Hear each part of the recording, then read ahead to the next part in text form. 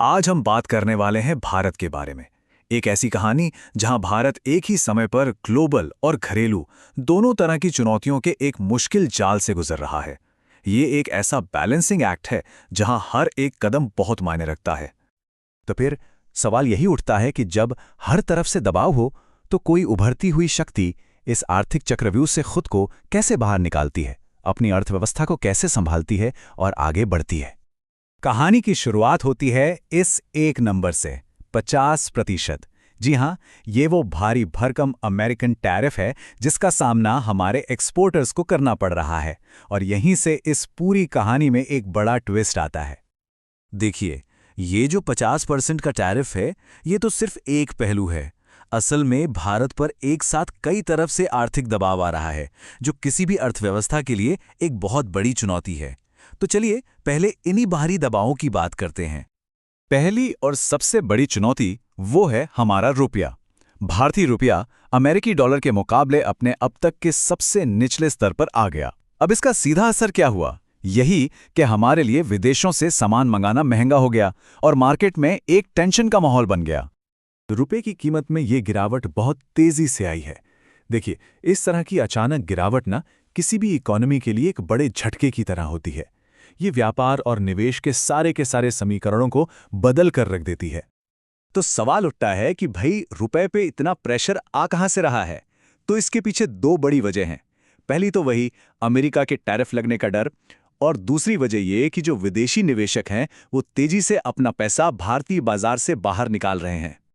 लेकिन कहानी यहां खत्म नहीं होती। भारत इन चुनौतियों के सामने सिर्फ चुपचाप नहीं बैठा रहा। इन बाहरी खतरों से निपटने के लिए बहुत तेजी से कुछ बड़े और जवाबी कदम भी उठाए गए। तो जैसे ही रुपए पर दबाव बढ़ा, सीन में एंट्री हुई देश के सेंट्रल बैंक यानी भारतीय रिजर्व बैंक की। आरबीआई ने फौरन मोर्चा संभाल लिया। अच्छा, आरबीआई ने जो किया उसे कहते हैं करेंसी इंटरवेंशन। अब ये क्या है? अगर आसान शब्दों में समझें तो रुपए को और ज्यादा गिरने से बचाने के लिए आरबीआई ने मार्केट में अमेरिकी डॉलर बेचने शुरू कर दिए। इससे हुआ ये कि रुपए की मांग बढ़ी और उसकी कीमत को एक सहारा मिला।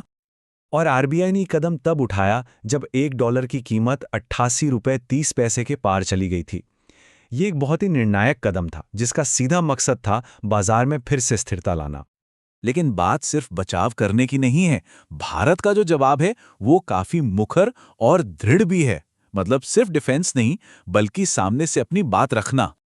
और इस मुखर रवैये का सबसे बड़ा उदाहरण हमें वित्त मंत्री निर्मला सीतारमण के इस बयान में देखने को मिलता है। जब रूसी तेल खरीदने पर अमेरिकी दबाव की बात हुई तो उनका जवाब एकदम सीधा और साफ था, हम निश्चित रूप से इसे खरीदेंगे।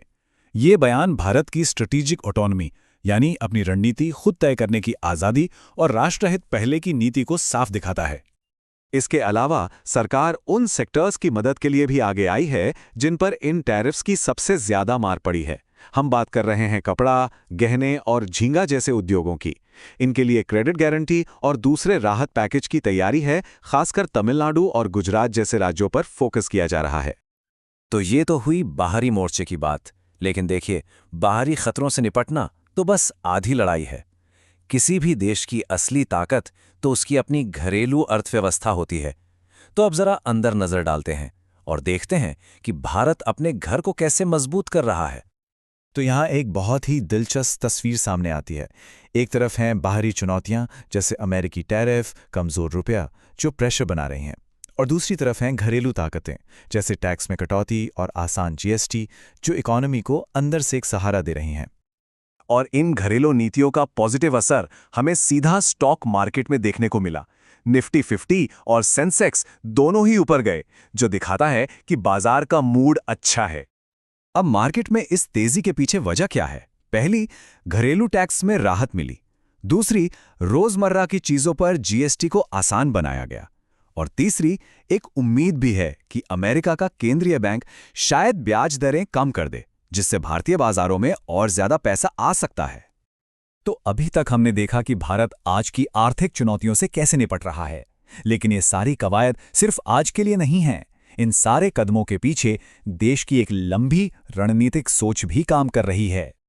ये जो आर्थिक संतुलन बनाने की कला चल रही है, ये असल में भारत के एक बहुत बड़े और महत्वाकांक्षी 15 साल के रक्षा आधुनिकीकरण प्लान के लिए एक मजबूत नींव तैयार कर रही है। इस प्लान का सबसे बड़ा लक्ष्य है आत्मनिर्भरता।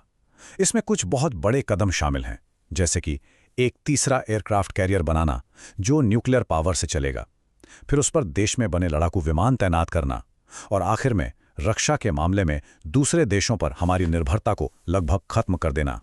और आत्मनिर्भरता के इस बड़े लक्ष्य को हासिल करने के लिए 2 चीज़ों पर खास जोर है। एक, एडवांस्ड ड्रोन टेक्नोलॉजी, क्योंकि भविष्य की लड़ाई इसी से लड़ी जाएगी, और दूसरा, सरकारी और प्राइवेट कंपनियों के बीच साझेदारी को बढ़ावा देना ताकि इस काम में और तेजी आए। तो आखिर में एक बड़ा सवाल हमारे सामने खड़ा होता है। जिस दुनिया में ग्लोबल गठबंधन इतनी तेजी से बदल रहे हैं, क्या भारत की ये मल्टी फ्रंट स्ट्रैटेजी, यानी एक साथ आर्थिक, रक्षा, मुखर विदेश नीति और लंबी अवधि की रणनीतिक योजना एक उभरती हुई वैश्विक शक्ति के लिए एक नया कामयाब मॉडल बन सकती है? आज के इस जटिल वैश्विक माहौल में ये सवाल वाकई सोचने वाला है। इन खबरों से अपडेटेड रहें, पसंद आए तो लाइक करें और सब्सक्राइब जरूर करें।